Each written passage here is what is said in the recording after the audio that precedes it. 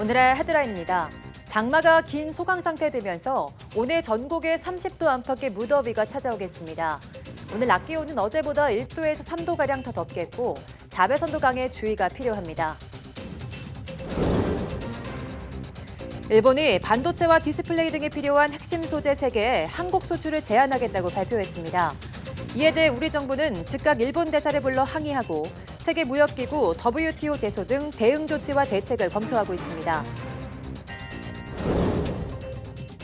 국내 연구진이 첨단 재료를 개발하는 데 필요한 중이온 빔 조사 시험 시설을 7여 년 만에 구축, 본격적인 가동에 들어갔습니다.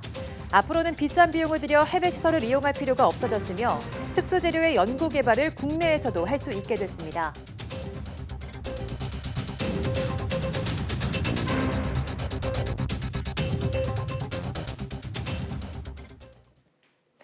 여러분 안녕하십니까? 7월 2일 사이언스 투데이입니다. 장마가 소강 상태에 들면서 오늘은 전국이 대체로 맑겠고 30도를 웃도는 무더위가 기승을 부리겠습니다. 기상청은 서해 중심을 둔 고기압의 영향권에 들면서 오늘 전국이 대체로 맑고 낮엔 강한 일사로 기온이 크게 오르겠다고 밝혔습니다. 오늘 낮 기온은 서울 30도, 강릉과 대구 31도로 어제보다 1도에서 2도 높아 덥겠고 습도가 높아 불쾌 지수도 크게 오르겠습니다. 기상청은 이번 주 기온이 점차 올라 주 후반에는 전국에 33도 안팎의 폭염이 찾아올 것으로 내다봤습니다. 장마 전선은 주말쯤 다시 북상해 남부와 제주도에 장맛비를 뿌릴 전망입니다. 요즘 장마 전선이 남하했다가 북상하길 반복하고 있습니다. 비 오며 삭신이 쑤시는 관절염 환자들은 장마철을 어떻게 나야 하는지 장마철 관절을 지키는 방법을 최소라 기자가 알려드립니다. 올해 81살 전옥련 할머니는 20년 넘도록 관절염을 앓고 있습니다. 매년 장마철이 찾아오는 이맘때면 온몸의 관절 부위가 유난히 더 아픕니다. 안 아픈데도 비 오고 날이 허리가 더 많이 아파. 양쪽 무릎이 엉치 아프고 허리 아프고. 관절이 퉁퉁 붓고 뻣뻣하게 굳어지는 관절염은 고온 다습한 날씨에 더 심한 통증을 일으킵니다. 땀을 많이 흘리면 체액과 함께 관절 윤활액이 줄어 마찰로 인한 자극이 커지기 때문입니다. 장마 전선에 발달하는 저기압 때문에 상대적으로 관절 내부 압력이 높아져 관절이 쉽게 붓기도 합니다.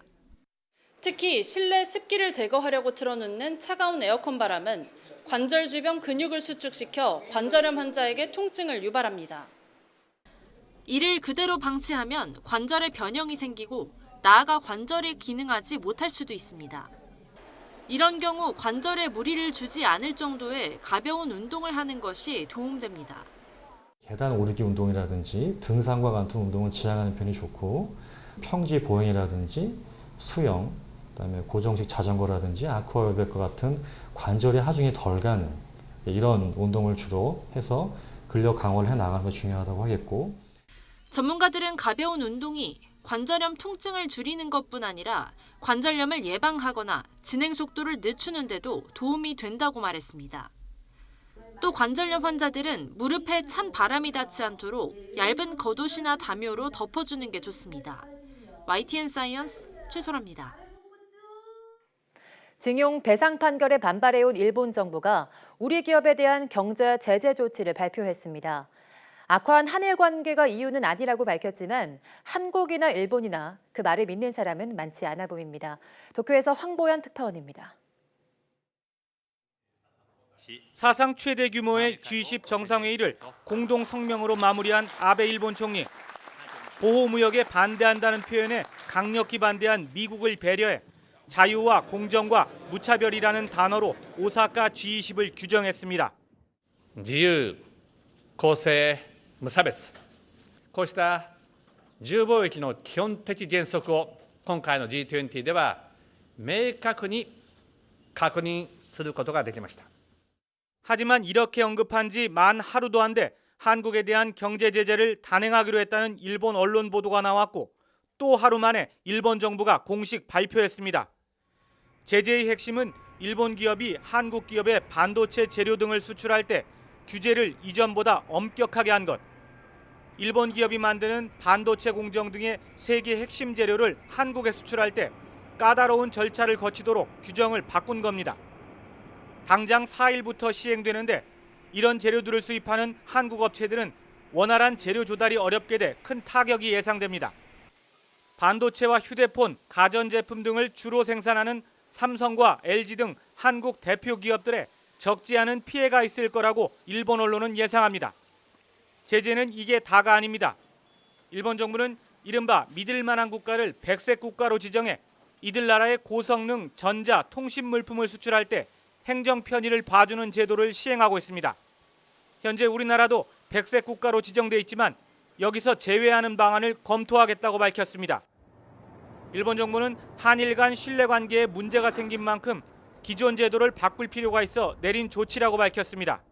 今回の見直しは、適切な輸出管理制度の運用を目的としたもので、あります。対抗措置ではありません。 하지만 징용 배상 판결에 반발해 일본 정부가 보복 조치를 여러 차례 경고해왔고 우리나라만을 겨냥해 제재를 가한 점으로 미뤄 이번 경제 제재는 보복 조치임이 분명해 보입니다. 도쿄에서 YTN 황보열입니다. 일본 정부가 반도체와 디스플레이 생산에 필요한 핵심 소재 3개 한국 수출을 제한하겠다고 발표하자 정부는 즉각 대응 조치에 착수했습니다. 산업부는 세계무역기구 WTO 제소 의사를 밝혔고 민간업계는 당혹감 속에서도 조속한 외교적 해결을 기대하고 있습니다. 박병한 기자입니다.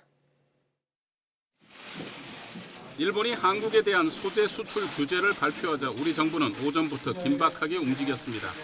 비공개 경제관계 장관협의체인 녹실회의에 이어 산업부 장관 주재 회의를 열고 강한 유감을 표명했습니다. 특히 세계무역기구 WTO 제소를 비롯해 필요한 대응 조치를 취하겠다고 밝혔습니다. 우리나라에 대한 수출 제한 조치는 우리나라의 대법원의 판결을 이유로 한 경제 보복 조치이며 상권 분립의 민주주의 원칙에 비추어 상식에 반하는 조치라는 점에서 깊은 유감을 표명한다. 또 수출 제한 조치는 WTO 협정상 금지될 뿐만 아니라 지난주 일본이 의장국으로서 개최한 G20 정상회의 합의 정신과도 배치된다고 비판했습니다. 이어 산업부 차관 주재로 반도체 디스플레이 업계 관계자와 긴급 대책 회의를 갖고 수급 상황 등을 긴급 점검했습니다.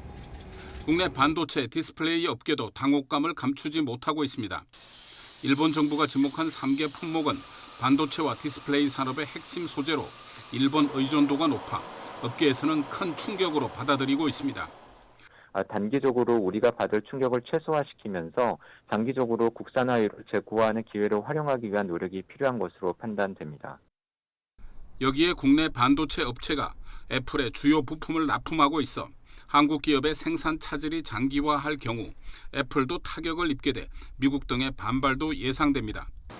반면 이번 사태를 계기로 국내 반도체 업체가 감산에 돌입하면 공급 과잉이 점차 해소돼 반도체 가격이 바닥을 탈출할 수 있다는 기대감도 일각에서 감지되고 있습니다.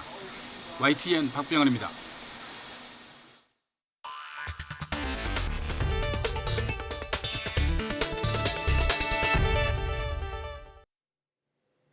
세계에서 가장 세밀한 자기 공명 영상 MRI 기술이 개발됐습니다.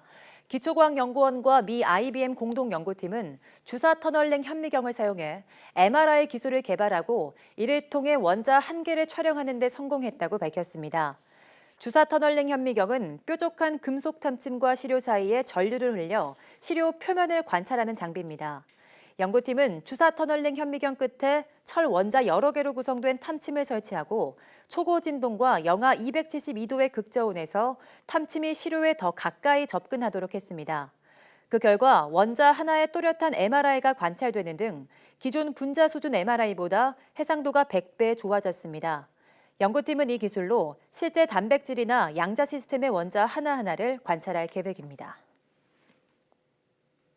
첨단 재료를 개발하고 특성을 연구하는 데 필요한 중이온 빔 가속기 조사 시험 시설이 본격 가동에 들어갔습니다. 앞으로는 연구를 위해 해외에 나갈 필요가 없어지면서 원자로와 핵 융합로 등 특수 재료와 연구와 개발에 탄력이 붙을 전망입니다. 이정우 기자입니다. 원자로와 핵 융합로에서 방출되는 다량의 이온과 중성자는 핵연료 피복관과 구조대 등을 변화시켜 안전을 위협합니다. 따라서 이온과 중성자 환경에 따른 재료 특성 변화를 정확히 평가하고 내구성을 갖춘 재료 개발은 매우 중요합니다. 국내 연구진이 중성자와 비슷한 영향을 파악할 수 있는 중이온빔 조사 시험 시설을 7년 만에 구축해 본격 서비스에 들어갔습니다. 아주 수 마이크로미터의 표면에만 이제 이온의 영향을 주고 그게 이제 중성자가 미치는 영향하고 거의 동일한 효과를 주기 때문에 그 비싼 그 하나로나 이런 연구용 원자로에서 시험할 수 없는 그 스크리닝 단계의 재료 개발에 중점적으로 활용될 수 있습니다. 국내 산학연 연구자들이 그동안 해외로 나가 비싼 비용을 주면서도 제한적으로 가속기 시설을 이용했던 불편을 덜 수 있게 된 겁니다. 가벼운 헬륨 이온부터 철, 제논 등 다양한 재료의 특성과 소재를 평가할 수 있습니다. 이 가운데 중이온빔 조사 시험시설이 앞으로 비중 있게 활용될 연구 분야는 원전의 안전성 향상 분야입니다. 지금까지는 국내에서 수행할 수 없었던 중이온 관련 일부 핵심 연구들을 이제 국내에서도 주도적으로 수행할 수 있게 되었다는 것이 본 장치 구축이 중요한 의미라고 하겠습니다. 한국원자력연구원이 기존 전자, 방사광, 양성자 가속기에 이어 중이온빔 시설을 추가 확보함으로써 재료 특성 연구와 개발에 큰 도움을 줄 것으로 기대됩니다. YTN 이정호입니다. 문미옥 과기정통부제 1차관은 IAEA 국제원자력기구의 인프로 대화 포럼에서 중소형 원전 이용 확대를 위한 상생적 협력이 중요하다고 강조했습니다. IAEA와 울산 과기원이 공동으로 주최한 이번 포럼은 중소형 원전의 기회와 도전이라는 주제로 울산 롯데호텔에서 열렸으며 인프로 22개 나라 대표와 IAEA 관계자, 국내 전문가 등 140여 명이 참석했습니다. 인프로는 원자력이 21세기 에너지 수요를 충족하는 데 기여할 수 있도록 혁신적인 원자로와 핵연료 주기 연구를 위해 IAEA 내 설립된 국제 공동 프로젝트입니다. 문 차관은 개회식 환영사에서 세계 원전 산업계 내의 기술 보유국과 기술 이용국 간의 협력 강화를 통한 상생적 원전 공동체를 위한 합의 도출이 필요하다고 말했습니다. 이달부터 서울 4대문 안에는 배기가스 5등급 차량이 들어올 수 없게 됐습니다. 당분간 시범 운영하고 오는 12월부터는 과태료 25만 원이 부과됩니다. 보도에 류충섭 기자입니다. 서울 청운동으로 넘어오는 터널 입구에 단속 카메라가 설치됐습니다. 배기가스 5등급 차량이 지나가면 곧 교통정보센터로 신호가 연결됩니다. 이어 10초 안에 운전자에게 통행 제한 차량임을 알리는 문자 메시지가 전송됩니다. 4대문 안에 5등급 차량 통행을 제한하기 위해 서울시가 가동에 들어간 교통 시스템입니다. 모두 48곳에 설치된 단속 카메라 119대와 CCTV는 센터에서 원격 운용합니다. 실제로 현장에 가지 않고 센터에서 그 시설물의 운영 상황을 파악할 수 있고요.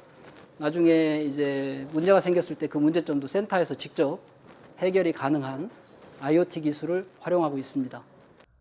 단속구역인 녹색교통지역은 청운 효자동 등 종로구 8개 동과 명동 등 중구 7개 동입니다. 대상 차량은 전국 247만 대로 등록 차량 9대 가운데 1대꼴입니다. 운영 첫날 8시간 만에 7,000대가 넘는 차량이 적발돼 안내 메시지를 받았습니다. 서울시는 시범 운영을 거쳐 오는 12월부터는 위반 차량에 대해 과태료 25만 원을 부과할 예정입니다. 이와 함께 5등급 차량 폐차 보조금을 300만 원까지 올리고 매연 저감 장치 부착도 추가 지원할 계획입니다. 하지만 노후 화물차를 이용해온 상인들은 당장 폐차하기 어렵다며 걱정하고 있습니다. 폐차하면은 뭐 지원금 주신다고 하는데 그거를 다 일일이 체크하면서 하실 분들이 시간적인 여유상도 별로 없을 거예요. 하루하루 먹고 살아야 되는 사람들인데 대부분.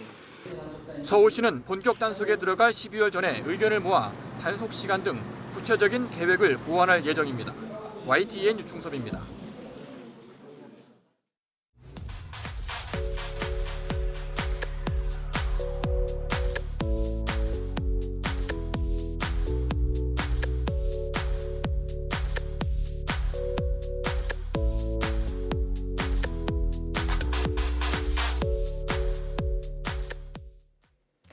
우리 관절은 윤활막이라는 구조물이 관절을 감싸고 보호하고 있습니다.